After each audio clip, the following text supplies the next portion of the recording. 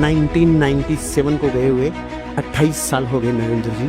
अगर मैंने टाइम बोला है तो दुनिया में ऐसी ट्रेन नहीं बनी, ऐसी दुनिया में फ्लाइट नहीं बनी, ऐसी दुनिया में टैक्सी नहीं बनी, ऐसी दुनिया का ट्रैफिक नहीं बना तो मुझे 28 साल में लेट कर सके।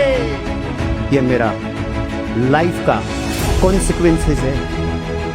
मैं लेट नहीं हो सकता, मैं हुआ ही नहीं, क्योंकि धरती पे ऐसा कोहरा बना ही नहीं कृष्णा भाई तो मुझे लेट कर सके।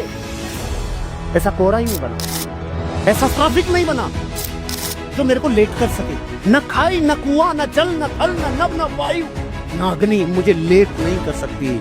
मेरा यूनिवर्स को डिक्लेरेशन है और मैं ये मेंटेन 28 वर्षों से कर रहा हूं।